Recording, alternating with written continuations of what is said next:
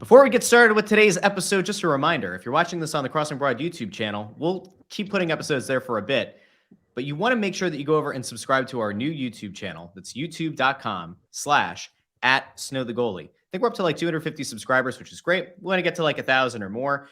I saw last week's episode already had like, I think close to 1,000 views or 1,000 watches. So if you're watching on the Crossing Broad channel, thank you. Welcome. Make sure you go over to @snowthegoalie, the youtube.com/@snowthegoalie. If you pop it into the search bar, I think it's Snow the Goalie Flyers podcast. Subscribe to that channel. All right. With that, let's get underway with today's show. Oh, yes, ladies and gentlemen, welcome into Snow the Goalie, the only Flyers podcast, the People's Podcast, Players Podcast, Prognosticators Podcast, Beat-A-Light Podcast, Papers Podcast. Oh my God, there's only 4 games left in the season podcast. I'm Russ Joy at Joy on Broad, joined by Chris Terrian, Bundy at CTerrian6. But this week, as per Bundy's request last week, I'm going to start off with another man, a man who can't be bothered to join us from the comfort of his home. He's going to make editing this a pain in the ass. And that, of course, is Anthony Sanfilippo. He's on the road doing deliveries at Ant San Philly. How are you doing? I love the shirt. How you feeling out there? Doing deliveries? You make it sound like I'm an Uber Eats driver or something. I was thinking meth, but, sure. Yeah. Doing great, Russ. Couldn't be better. All is right with the world. Things are moving and shaking with the Flyers. They're bringing in Billy King to kind of help pick the next general manager. And I joke about that, just throwing it out like that, kind of sheepishly. But I honestly don't think it's a bad thing, and we can talk about why later. But I'm looking forward to the off season here. I know there's only 4 games left, and there's not a lot to talk about in these games. In all honesty, last night's game was kind of a mess against Dallas. 4-1, they lost, and really second period by the second period they were out of it. So there's really not a lot to talk about team wise. But there is stuff to talk about where this team is headed going into the future and what's been going on kind of around the team, and mostly involving people that aren't players, right? I mean, that's what the conversation is going to predominantly be today. So yeah, I'm kind of geeked up for that. So let me get something straight here really quick, because I think it's important that we do this. And Bundy, I want to make sure that we get you in on this as well. There are 4 games left. Tortorella's up in the box. He's not coaching right now. The assistants are running the show. There was a hell of a standout quote from Rocky Thompson this week. We want to get there. Put us in the mind of a player really quick here. 4 games left, lost season, very clearly writing on the wall. There are certain players who will not be back next year. They're going to be players that this team's going to try to move on from. As a player, how do you get yourself motivated beyond the regular, you want to earn your paycheck or whatever? How do you motivate yourself to get up for these last 4 games in a lost season? Just pride. Self-pride would be what would motivate me, to go out and try to do the best I could for my teammates, for the team. I mean, it's not been a great year. I mean, they spin it sometimes and saying they've had good stretches and they're, defining who the young guys are that are worth keeping. And that's good and everything. It's an evaluation period, really. The coach goes up in the press box. It's funny. No coaches do that, right? Unless you probably have a really big ego and feel like, I'm going to go up and watch with the GM because I'm going to no coaches leave the bench ever. Yeah. To go to a press box and watch. So it tells you a little bit of the state of mind, I think, of the coach as well, which is fine. He wants to have it sounds like he wants to have a pretty big, be a big part of the plan moving forward. And when you leave the bench like that, to me, if you're a player or anybody around the organization, it's pretty clear that you've got your hands in everything as well as coaching. I don't know if that's necessarily a bad thing, but that's certainly what I'm seeing from it.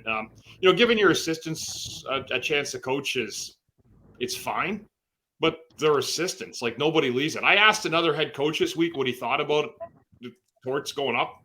He's like, I just never really thought of ever leaving my bench to go view from the press box unless it's a preseason game. It just that's not what we do. So it's odd from that, but there's an evaluation period. There's a sense of urgency, I suppose, from what they're doing. But again, guys, it's great and everything. And yeah, they're trying to look into the future, but I mean, you can't go pull a player off a tree. It's not a leaf you can pull off. Like, you have to find those players and then execute it. And so, you can go up there all you want. You can have your assistant coaches bark about how bad players are and you're not going to play, and the coach can be in the press box, but that's still not going to get you better players or fix the problem for you, because I could sit on the end of the bench, or I could sit on the press box and tell you who's shitty and who isn't, and it's not going to change the view for me at all. This team needs talent, high-end talent, and you can scream it from the press box or the roof of the Wells Fargo Center as loud as you want, but until that happens, it doesn't really matter. We know what this team has. There's guys that have had good stretches, younger guys. But there's other guys on other teams. There's young guys on other teams that are having stretches like that or better at the same age. So, I'm just trying to be realistic here about what my eyes are seeing from the standpoint of where everything's at. I think they need to get a hockey ops guy in here pretty quick, because right now, to me, it looks like the hockey ops guy is John Tortorella. And whether that's I think he really wants this team to be successful like we do, and to have a future and be part of the vision of that, like as he does. He's part of the team. We're not, but I think sometimes, I just think there needs to be some order. Even John Tortorella has talked about that order himself, in his press conferences. He was saying last week, it was maybe the end of March, where he's talking about, we have people like standing in the hallway between the players' locker room and the coach's room. And he's like, and I don't really know what those people are doing there. They shouldn't be there. I can only guess at who he was talking about. But when you have like people that are not part of the game that night, that are kind of like, leaning against the wall, like wallflowers, and just kind of getting in the way, I think these are observations that he's made through the year. And as much as he's talked about some of these people, maybe that he had to clean up, like I know he's constantly talked about the trainers from last year, which nothing has been better this year with the new trainers. I mean, it's not like it's been a complete, like everybody's been healthy and put back on the ice. So, he evaluated that coming in, but then I guess he's seen some other floaters probably hanging around the locker room that he feels are not of worth to an in-game product that night. So there's a lot of things he's evaluating. And when you start talking about things off the ice, you're doing a real house cleaning and taking a house cleaning look at things. Again, I'm not applauding it, nor am I detracting from what it is, but this is what it is right now. And Anthony probably say that's why it's important to get a hockey ops guy in here right now to start structuring what this looks like. Because right now, no offense to Danny, it looks like the John Tortorella show. And he's calling the shots however he wants to call them right now. Because to be quite honest with you, he can. He's the guy that's not connected to Chuck Fletcher. He's the guy Chuck didn't even want here. Danny's still connected to the Fletcher regime and all those guys. But Torts knows that he's the guy that's connected to this team now. It has nothing to do with that. So I think from his standpoint, he's thinking, well, I'm a coach, but I've also got an open lane. They just fired a GM. There is no hockey ops. There's a president that really is no longer part of the actual NHL structure or a player. So I think from Torts' standpoint, he's like, I'm going to take full control of what I can take control of. And when you leave the bench to let your assistants handle games end of the year, that's the message you're sending. Let me move my it's interesting. Take over, Anthony. Let's get Ant in here. Let's see if it's working. Go ahead, Ant. No, it's working the whole time. It's just the magnet on the back of my phone has dropped off, and so now I gotta kind of hold it in place, which sucks. And he froze. All right, so here. Oh, there he is. Okay. Anyway. What a mess. Anyway, point is, I know what Bundy was saying is pretty spot on, because what John Tortorella is doing here is he's realizing that this is an opportunity that a lot of coaches don't get, to have a little bit more influence over personnel decisions. Now, there's a reason that the concept of having a coach also be like a general manager type has not worked in professional sports. A couple people have had a little bit of success with it, but for the most part, coaches and GMs have to be separate people because it's too much for one guy to do, right?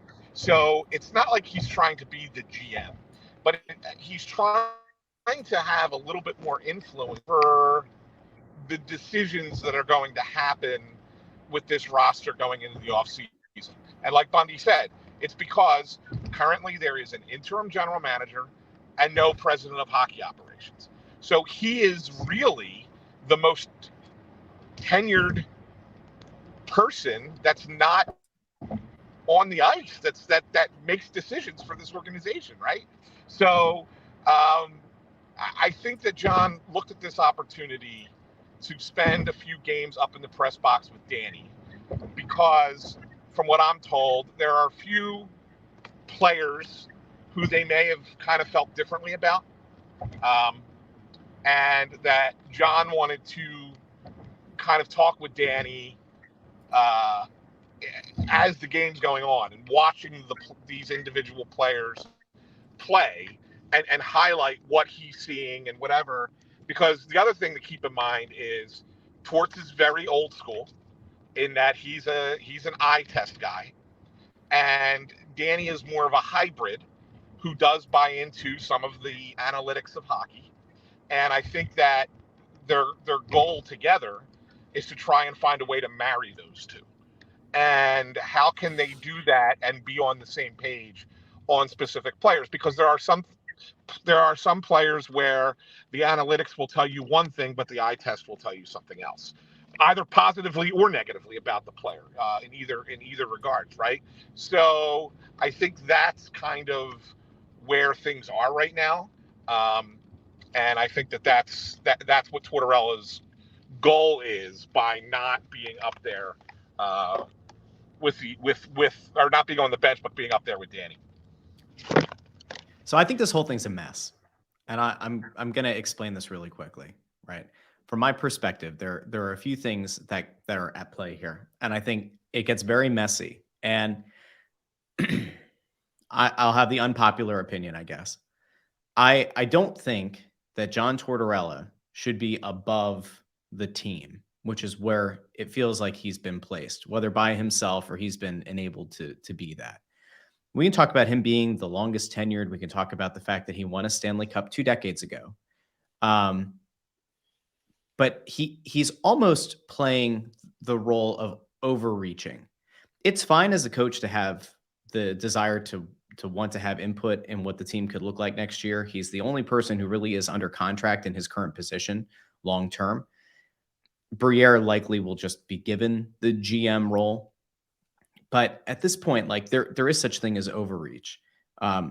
Briere's job as the GM, at least as of now, is to kind of build out the staff or kind of put in place what staff he thinks is going to belong here next year in the front office.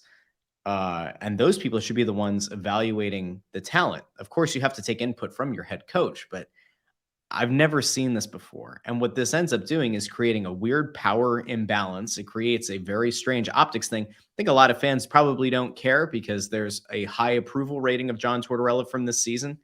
But it creates a weird power vacuum. And it also kind of begins to cascade to other avenues. So like Bundy, the quote that stuck out this week came from Rocky Thompson, who was coaching in Tortorella's place while Tortorella was up in the box. And I don't want to demean what an assistant coach is or what their role is supposed to be. I don't want this to come off as, slandering, I guess, an assistant coach. But when you as the head coach, as the longest tenured person, the guy who won a Stanley Cup 2 decades ago, when you go off and make the decision to go up in the box, or you're enabled by the interim GM to make that call, you can put yourself in a position where an assistant coach goes off and says something that could ultimately be detrimental as you look to make addition by subtraction in the offseason. And we've talked around this clip. I want to get to this really quickly. This is Rocky Thompson, an assistant coach under John Tortorella, post-game earlier this week, talking about the players' effort in that game. So let's, you know what? Hold on. It went behind. Let's go here and then here. Nope. Didn't do what it was supposed to do. All right, we'll figure this out in a second. We'll figure it out. There we go. Here we go. Here we go. I just said it's not about X's and O's. I said, and quite frankly, it looks like some guys in here don't even care. They're just not trying. And I said, I'm not going to call anybody out individually, but your teammates know, and you know, and I'll give everybody another chance here. And if you're going to do it, then I'll keep playing. If you're not, I'm not going to play you. And so, I don't have that authority typically as an assistant coach, and I'm a little bit more of the good guy when you're the assistant coach. But at the end of the day, black is black and white is white. And so I think the message got. I'm just trying to wrap my head around it, Bundy. Like I get conceptually what he's saying, right? Well, he parroted the coach, right? Like, yeah, that's but what people don't realize is that there wasn't a lot of tact in that. Yeah. And he generalized everybody. So what happened is that you'll go guessing, you'll go home and you'll wonder if you're that guy, unless they've already said it in the room. I mean, this is why head coaches should be on the bench talking after the game when they're doing it. But again, I don't know Rocky Thompson. I mean, I know he, decorated tough guy when he played, in the minors. But again, I don't know what. That's a comment that you hear from a coach, assistant coach, if you're a player, and it'll probably go right off the back hearing it from him. Yeah. Like, that's like, if a guy came out and said that, like, and I'm thinking, well, was that me tonight? You're going to have nights that are bad nights. Like, you're just going to have rough nights where you're just going to have a bad game. And sometimes that happens. It doesn't mean it's a lack of effort. Was there a lack of effort in games? I mean, to me right now, what a lack of effort would be, or guys that don't care are doing still when you're not doing the little things right. Like winning, for me right now, if I'm a coach, what I want to see is how hard do guys want to win the one-on-one battle in the corner, because that shows you compete. And there's no fighting anymore. You have to worry about any of that. So one-on-one battles in the corner. How willing are you to block a shot? Because now is really the most meaningless time to block shots. I watched the Dallas game last night. There was a defenseman that just decided last night. And this is a guy that got benched, like a D'Angelo got benched last night. But there's another defenseman last night that wouldn't even put his body in the way to remotely even try to block a shot. Didn't want to make a play behind the net with the puck. Got stripped. Made awful. So, I mean, are we going to sit that guy next game? And again, I mean, most people, I don't even need to say anybody's name anymore. Fans, if you watch, will figure it out for yourselves. But so clearly you're messaging now that you've got a guy like D'Angelo who's got another year on his contract, that you sat him out because, quite frankly, if that's what the coach said, the assistant coach, well, then that's what he's saying about D'Angelo, that he didn't compete and he didn't care because he got benched the next game. Yeah. I don't know. I mean, listen, people are going to say what they want to say, and Rocky is right. Usually assistant coaches don't have that type of power or luxury to come out and call guys out, even though I'm sure they would have liked to. But there's little things that you can look for right now beyond what the skill is to find out what your compete level is that are invaluable to me. And a lot of them are just simple little things. And if you don't see them, and if you don't see guys willing to still do the basic, simple hockey things that make your team a good team every day, that goes beyond making elite skill plays or making a great power play, there's all a ton of intangibles that are as important that you have to grow together as a group. And if everyone's not pulling on that weight, it looks bad and it doesn't feel right. And I think that's where they're at. There's been a lot of frustration, Russ, and we're 78 games in right now. Yeah. I don't need to, hear with 6 games left that the head coach is going to the press box and we're going to reevaluate everything. And I got the assistant coaches talking about the team after and everything.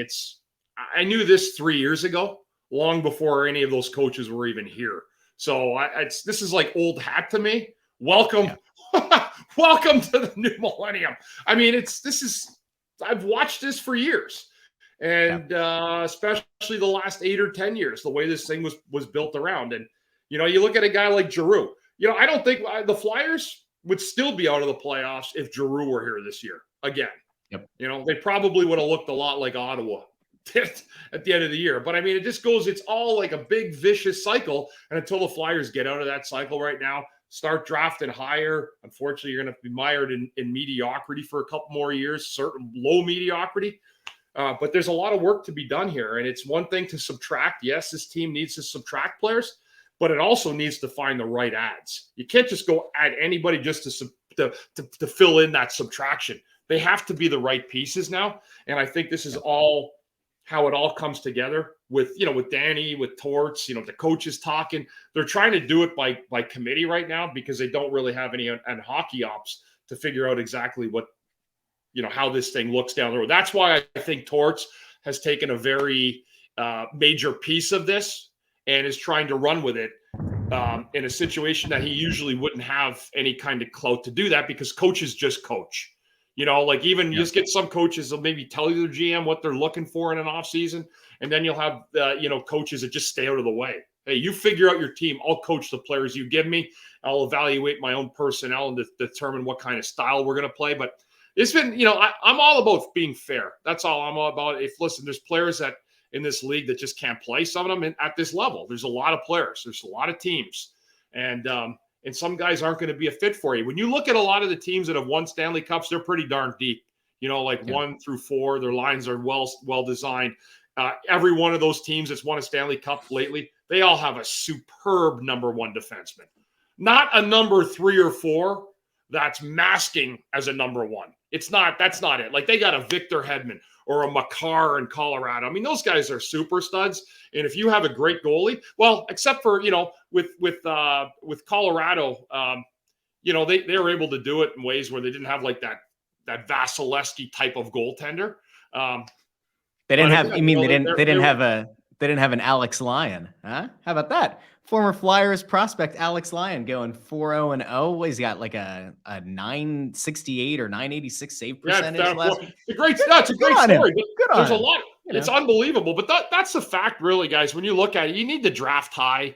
Most teams, I can't think of a team outside in the last long time that didn't win a Stanley Cup having one of those top 2 or 3 picks on their team that weren't just super impactful. Crosby, maybe Detroit might have been the last team, but they had the best defenseman to ever play besides Orr, I guess, with Lidstrom. There's a lot of work to do. Anthony, we were just talking. I know we lied. Anthony's going to the ball game, the Phillies, the opener, and we're hoping that the scoreboard's working. I don't know anything more about that. It's just a rumor I've heard. Yeah, Anthony, there's a lot going on right now. And I think a lot, I really feel like, as Tort said, I think a lot of people are trying to do things here that they're maybe not accustomed to do, because there is a lot of care for this organization. And I think with Tort's only been here a year, I think he realizes now that he may be the guy in turn that is the one that gets assigned with or tasked with some of these jobs after the season's over. So that's why I think he's taken more of an active role. I don't love the press box move, but if he wants to go up there, he's been around forever. It just looks like a real power move. Like, I'm going to head up there. It is all power and ego. Yeah, it's absolutely a power move. But I think it's an endorsed power move, if that makes sense, right? Like, I mean, I think that the people that are going to be putting the new president of hockey ops in place, meeting Dan Hilferty and Val Camillo, and plus the people that they're working with from outside the organization in the search process there. I think that they're all okay with this. Like, I think that they're all blessing this because they feel like Torts can offer a perspective from up there with Danny that, and have the opportunity to do it. It's not, you say it's never been done before, but if let's say this kind of works out a little bit, right? Let's say the Flyers go into this offseason, they purge some players and some contracts. I hate this. There goes his phone. Jesus, this guy.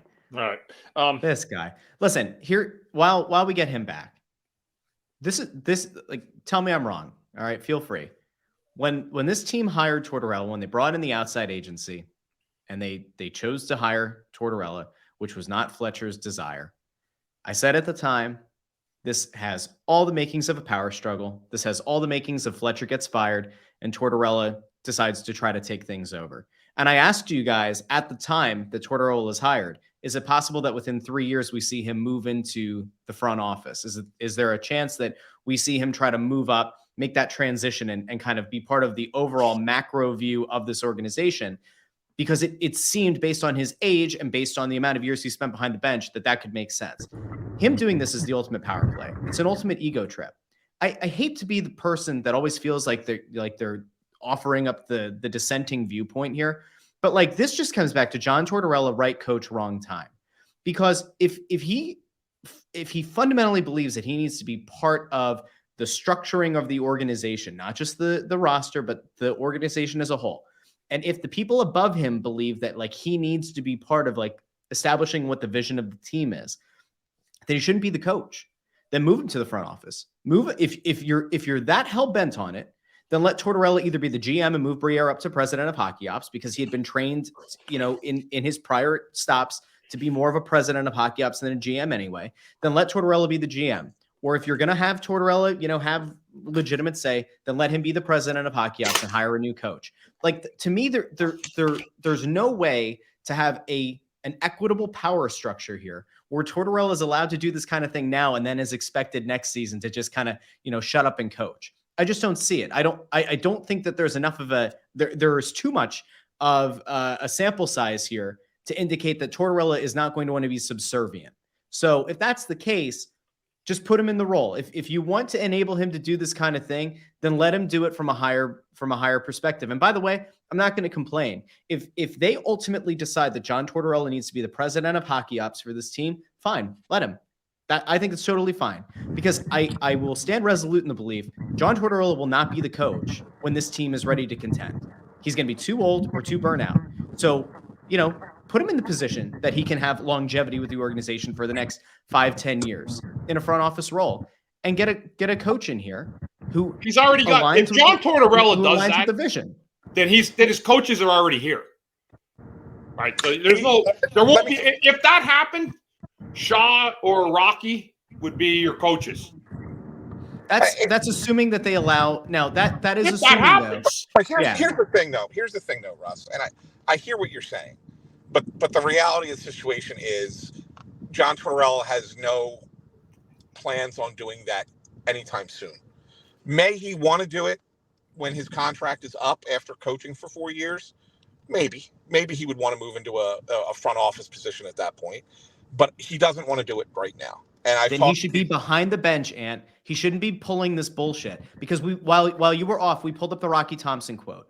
Yeah. And what the problem, and we didn't touch on this, Bundy, the problem with that kind of quote coming from the assistant coach is it is counterintuitive to what needs to be done and what the head coach says needs to be done, which is addition through subtraction.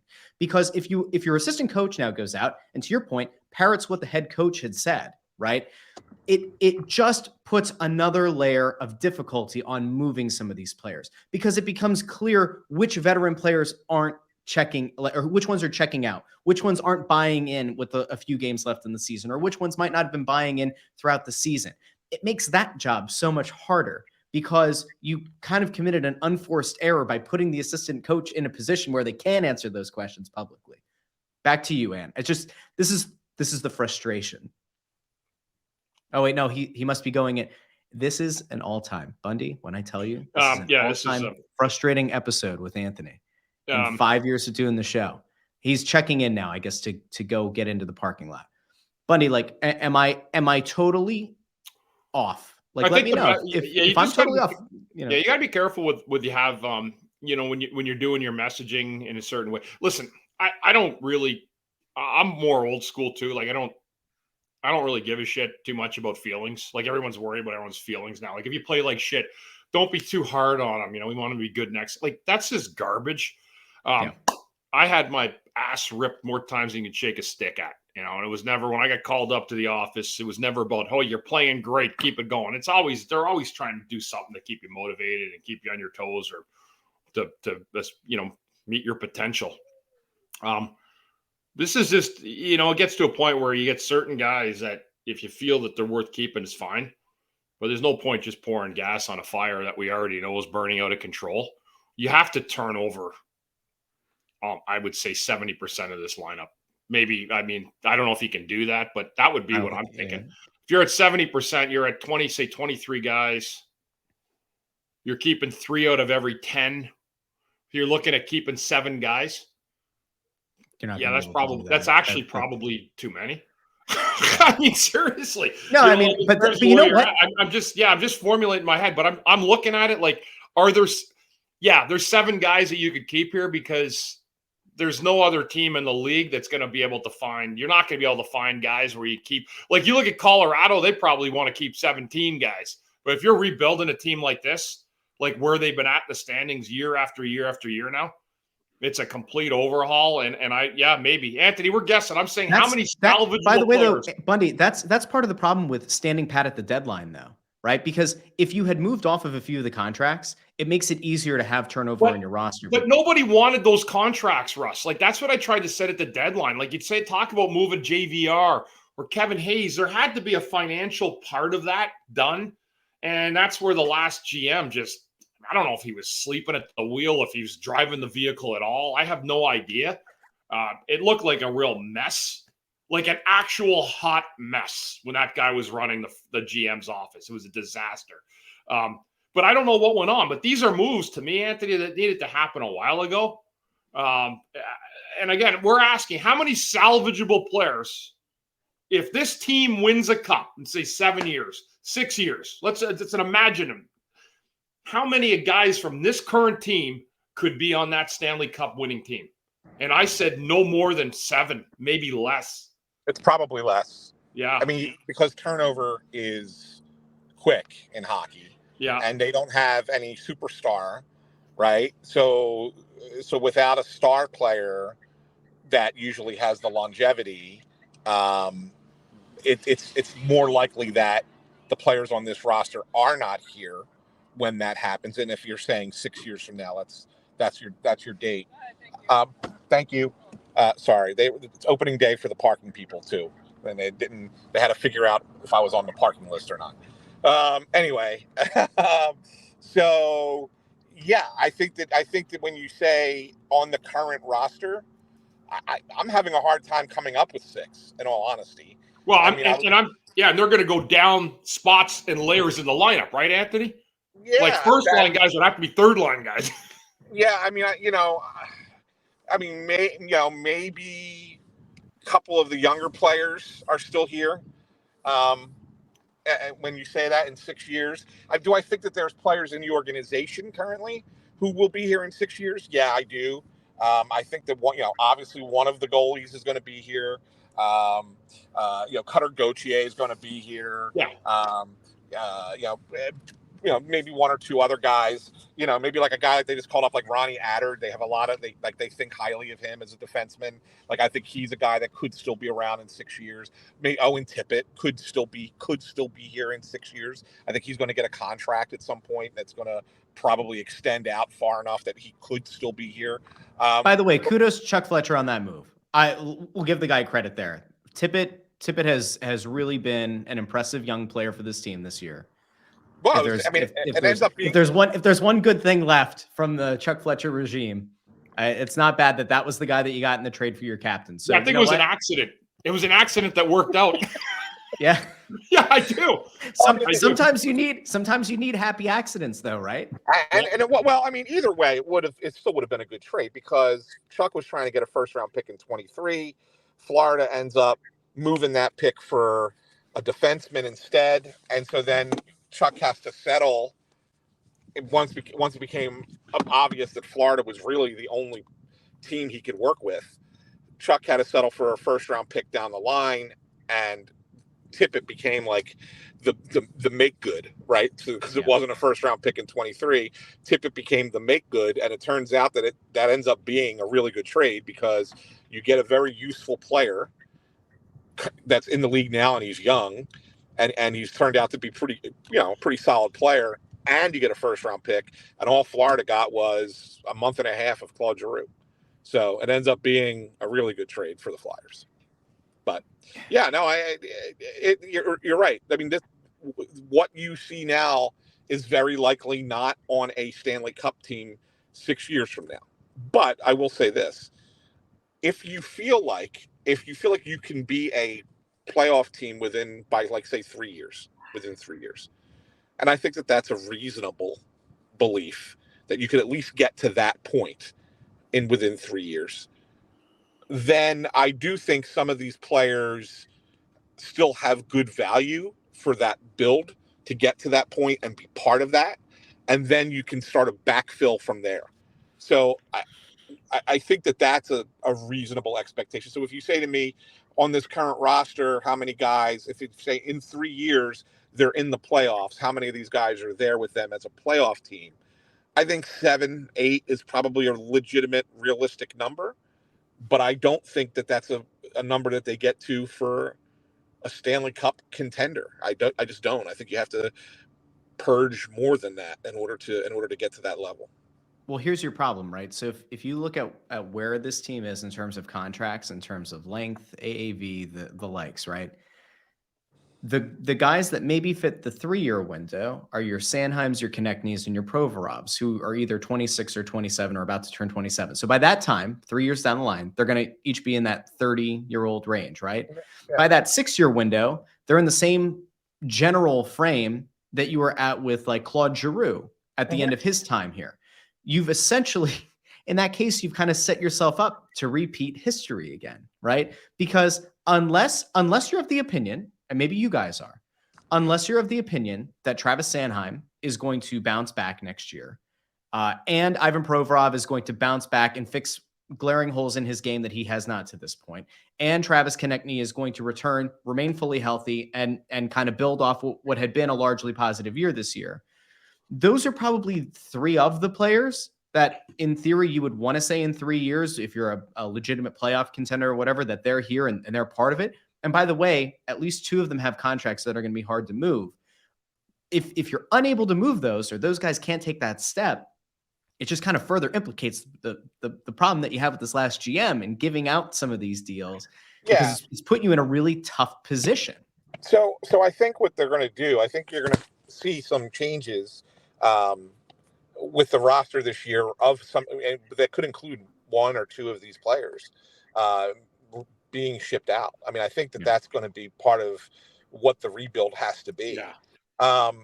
And even if a couple of them make it to that 3-year mark, Russ, where it's different than with Giroux is that you have to assume that rather than do what they did with when Giroux was in that prime, which was just constantly band-aid it, that they are starting to work the process of getting younger and better and have guys develop as your better players are hitting that early 30s time frame where, okay, we have to be good then or else the player is not worth hanging on to, right? So I think that's the one difference, that they're going to try and do it a little bit differently that way than they did the last time with Giroux.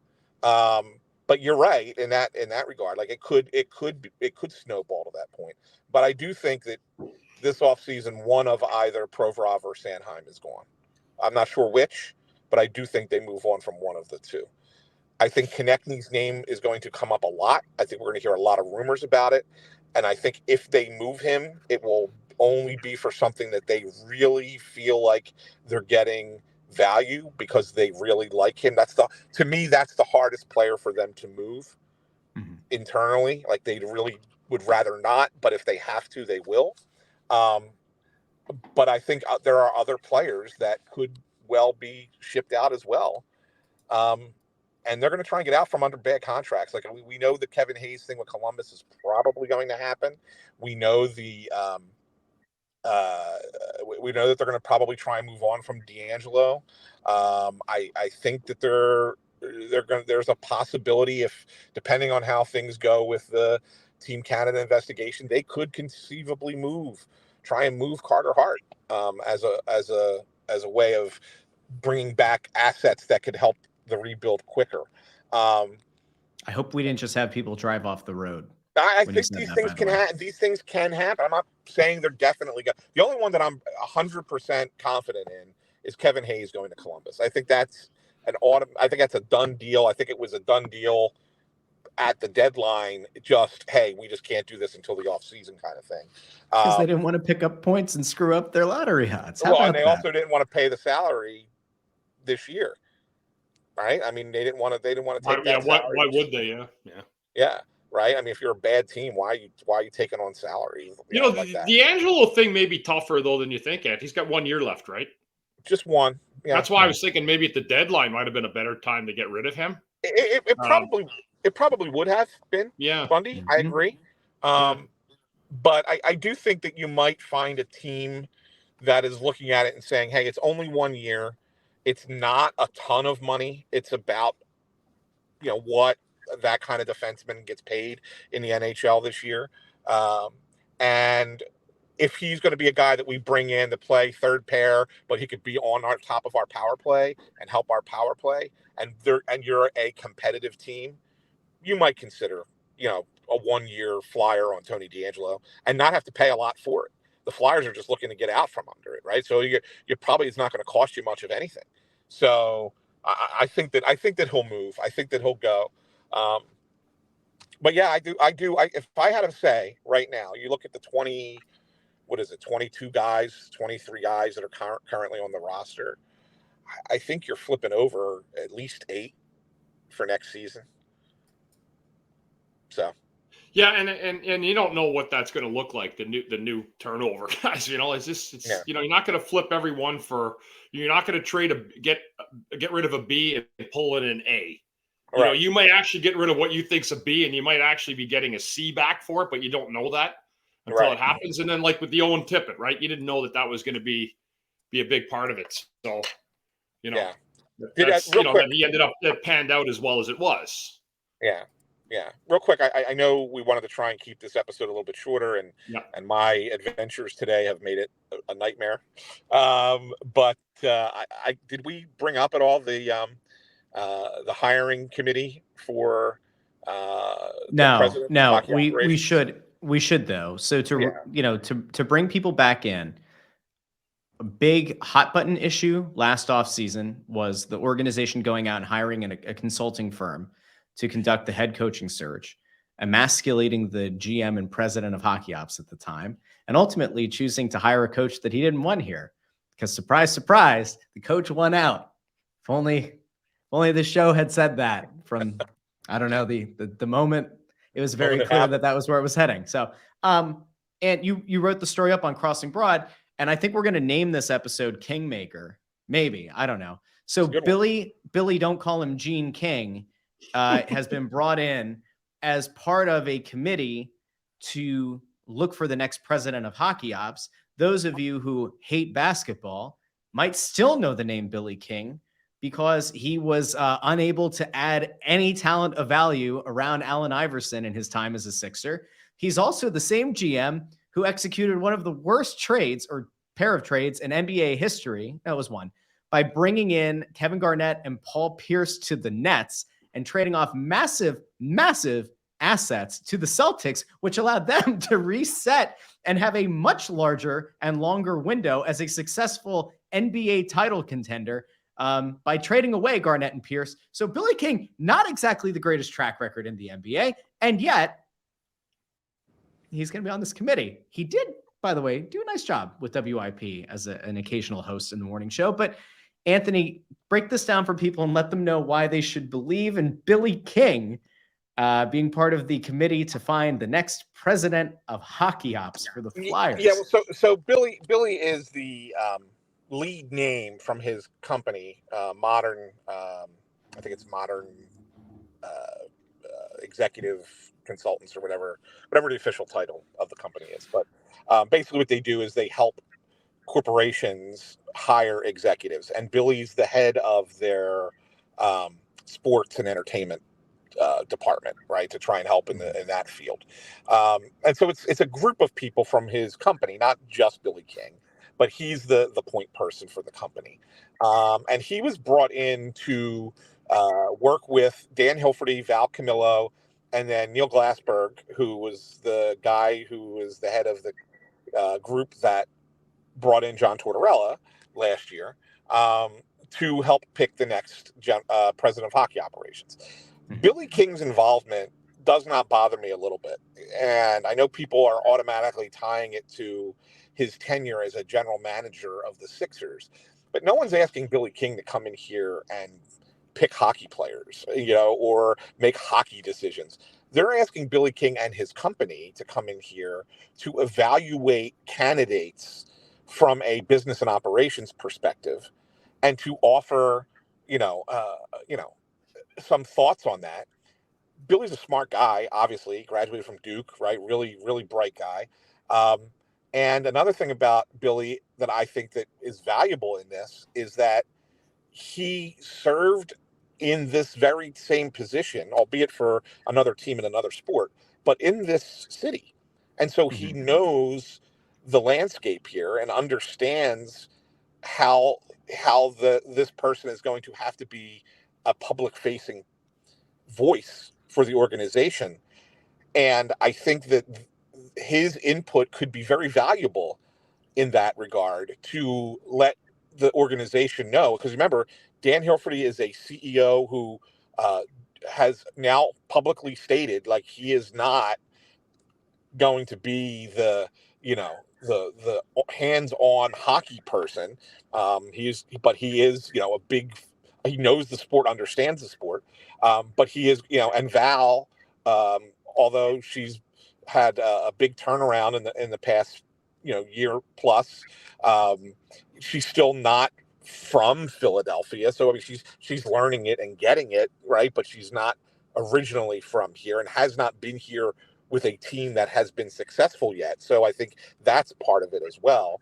And then Neil is an outsider who knows the hockey people, so he's going to bring the names in, right? But he's also not a Philadelphia person. So I think Billy really kind of gives that end of institutional knowledge. Yes, that's Russ's. One of your favorite phrases. No, no. Institutional knowledge is fine. It's good because Billy King is going to be able to point out to this next hire which popcorn machine works the best, which urinal you should avoid on game day, like all that. It's all. Yeah. No, the Philadelphia angle to this, you're right, is really smart.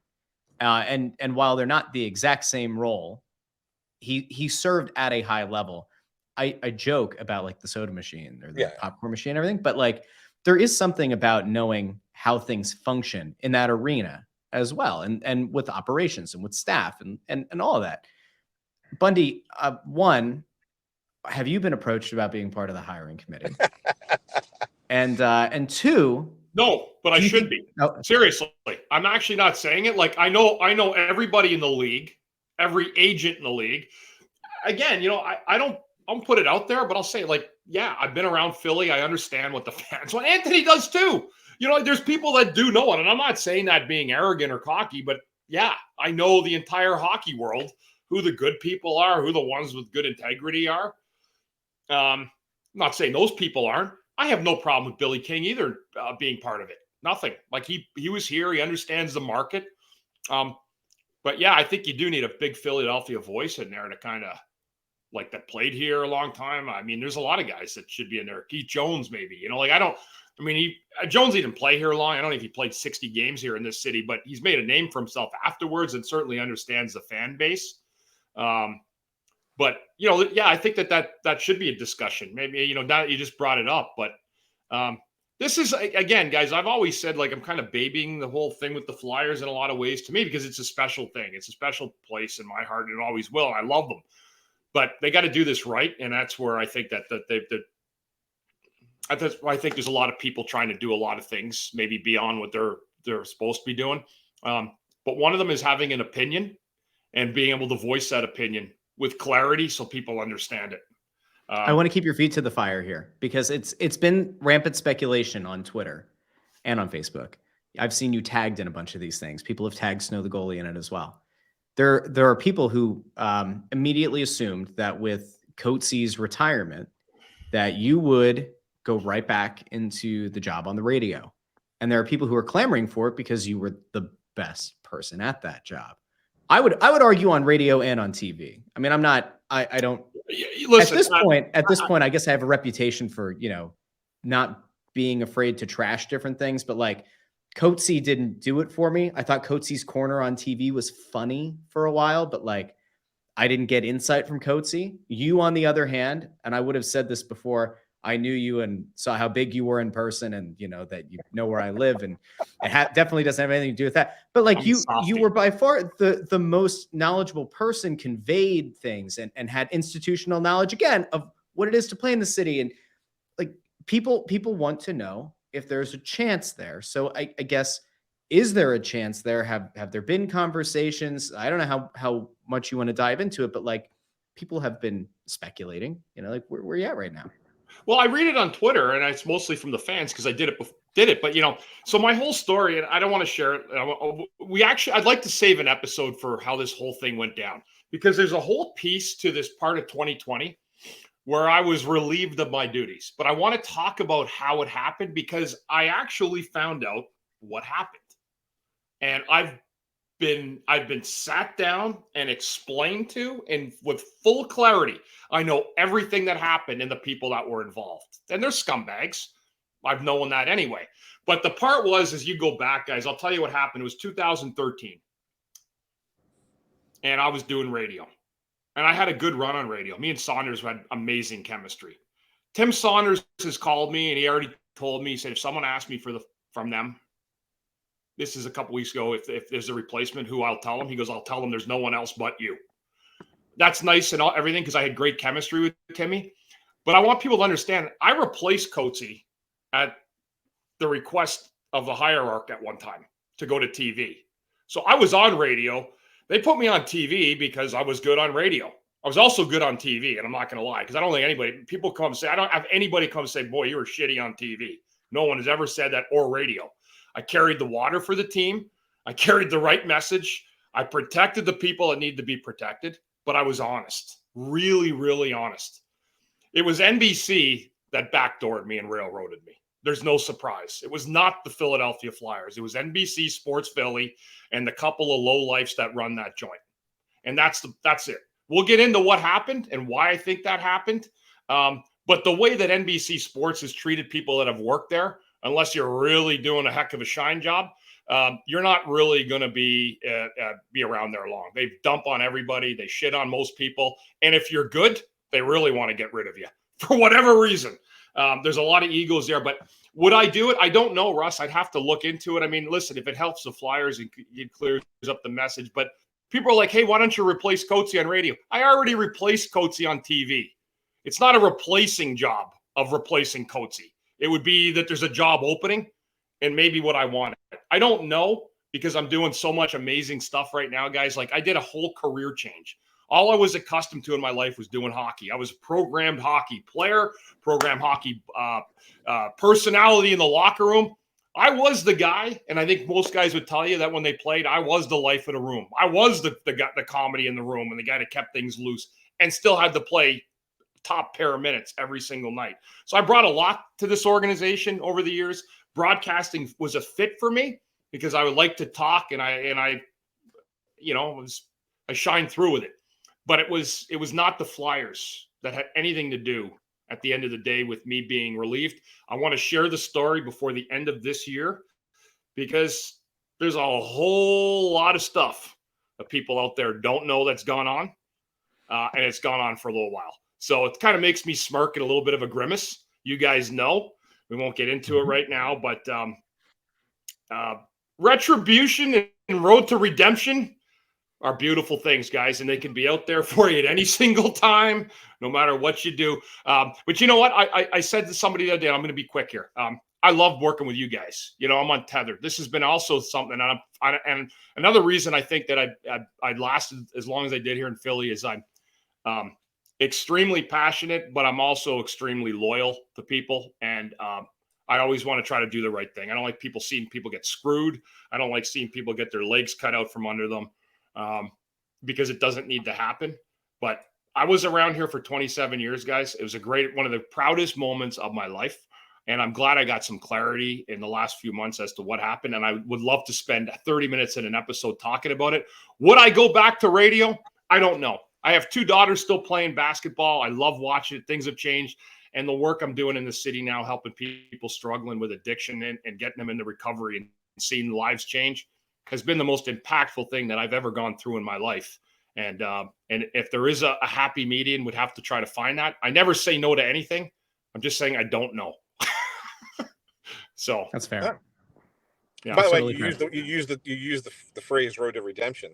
People can still get a book titled that, right? Somewhere. I actually, your Road to Redemption's out there. Yeah, I mean, listen, amazingly, I was like, someone said, yeah, I want to use Road to Redemption. I'm like, what are you fucking kidding me? There's no other Road to Redemption. See, I tried to go the episode without the F word. I just couldn't do it today. I couldn't do it. Yeah, so but you know what, guys? We were so close. You know what was great though? But Philadelphia is like just the best to me. Like, I love it. I bust chops on Twitter. Like, even the people I break stones on Twitter, I love them. Like, and it's just some days I get up on the wrong side of the bed. But I love the Flyers. We do. I know they're trying to do the right things, guys, but they got some work to do. And if the price is right and the timing's right, what the hell, Russ? I still think I'm better on TV, but I don't know. I don't want to have to look at these guys. Handsome fella, you. Feast on this, not them. So Russ, I know we're at the end. Did you find we have Bundy? I got to tell you, we have one of the best 5-star reviews, one of the funniest 5-star reviews we've ever had, and I want Russ to make sure he reads it because I was laughing so hard when I read it the other day. Okay, I got it. You found it, Russ? I got it. Yeah, okay. I did. Hold on. We have I think 4 new 5-star reviews, so we'll get to those. Yeah. And the one that Anthony wants is the one that we'll get to last. Yeah. First one is 5 stars from Weech1. Love your podcast. Watch when I can. Listen every week. By the way, if you're watching, make sure you go subscribe. We talked about this at the start of the episode, and if you've lasted this long, get your keister over to youtube.com/@SnowTheGoalie. Subscribe over there. Hit the little bell so you never miss the show, right? All right, let's get back to this. I grew up with the Flyers. My first memory of life is on my father's lap in the old Spectrum watching a bench clearing brawl against the old Colorado team. I was 3. I love the fact that your focus on this podcast is the fans' passion for this team, their knowledge of the sport, and your dedication to sharing your honest insider knowledge of the sport. I have lived outside of the Philadelphia area since 1992. The NHL used to have one of the best packages for out-of-market games. Depending on satellite or cable, one could even get the games in HD, which mattered very much in the early aughts. The recent contract has destroyed the package. Now one has to subscribe with multiple streaming services and packages. I do not get any games on TBS due to my cable provider, and my local games are not on television because he's in the Seattle area, or she. If the national broadcast has the rights, it's crazy. As a hockey fan, the app is awful. The NHL destroyed user interface that sadly the MLS and MLB copied. I wish the NHL case about the fans, that was a misspell. I wish the NHL cared about the fans' user experience. I hear it still works wonderfully above the border. Keep rocking the pod. Next one's from Dom1285. Awesome analysis. Great show. Even better inside analysis. These 3 keep it real and don't hold anything back. And then third one, favorite podcast, 5 stars from Rog and Rolla. Great job, guys. Love the chemistry between the 3 of you. I never missed this podcast and truly appreciate you guys giving your honest opinion of the organization. Keep up the great work. And now we get to the one that Anthony was the most excited about. This one is from Wiglet888. That's it. Best Flyers podcast around. By far the only Flyers podcast worth listening to. Added bonus is the 3 hosts look exactly like they sound. Bundy looks and sounds like a man who spends his free time chopping wood and living off the land at his cabin outside of Saskatoon. I'm from Ontario. Ant looks and sounds like my Uncle Sal, who ran numbers growing up on Germantown Avenue in the 60s. And Russ looks and sounds like the squirrel who shows up on my deck every spring. Keep up the good work, boys. I'm a squirrel. Such a great 5-star review. Such a great 5-star review. By far. My favorite. There was a guy who worked at the Westchester University dining hall. I don't know if he still does. Back when I was in college. And I don't know why this popped in my head, but it's squirrel related. Every day we would ask this guy how he was doing, and he'd have like some kind of quip. And the one day I don't know what happened to that guy that morning, but we said, "Hey, how's it going, man?" And he goes, "Man, I'm just a squirrel out here doing squirrel things, trying to get a little some from a female squirrel." I was like, "I just want my omelet." What the hell is that? What kind of response is that? So anyway, that was a moment. So I'm a squirrel. Bundy's a lumberjack. Ant is just somebody's cousin Sal or Uncle Sal. Running That's great. numbers. That's a bookie thing. Right off of Frankfurt there, Frankfurt and Germantown Ave. Yeah, running numbers on Germantown Avenue. Anthony, you got any odds on Claude Giroux's Ottawa Senators making the playoffs? Yeah, ain't happening this year. That's Ain't happening. You know, Bundy brought this up. The Ottawa earlier. Senators were the Philadelphia Flyers of the last 10 years this year. They were exactly what they. Okay, I'm not getting into this. I'm gonna get shit on. The Ottawa Senators became the Philadelphia Flyers of the last, like, every other year for the last 10 years. And you know, you are going to catch some heat because you said it, but it's true. This is true. And they looked like a team when we went into the season, and we said Ottawa looks like they're going to be better than this Flyers team, which wasn't much of a stretch. But they added some actual talent. They had some injury issues at different points in the season. But like it's absurd. Like this is to a T what a lot of the Claude Giroux years ended up being. With 3 games left in the year, they are 8 points out of the final wild card spot. And he had a great year. He had a magnificent season. They would have to hop over Buffalo, who's just ahead of them. No, they're done. They're eliminated. Over Pittsburgh. No, I'm saying, like, listen, if they had like 8 more games, they would still have to jump over these teams. They'd be in a battle with Sidney Crosby again. Crosby's team is 1 point out. I believe they played the same amount of games as Florida and New York as the Islanders have. So that's actually going to be an interesting race to watch here going down the stretch. Yeah. Let me throw it to you guys because this will mostly play out by the time we record next week.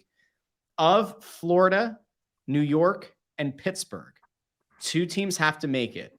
Which 2 teams make it into the postseason out of those 3? Keep in mind, Florida and New York have 1 extra point over Pittsburgh. Each team has 3 games left to play. Who makes it? Florida, New York, Pittsburgh. Doesn't Pittsburgh have an easy schedule? They do. Florida's playing the best of any of the 3. And Pittsburgh has the easiest schedule. So I'll say Florida and Pittsburgh. Not that I think either one of them wins in the first round against Boston or Carolina. But I think those are the 2 that get in, and the Islanders just miss. Florida actually has a better chance of beating Boston than certainly Pittsburgh does.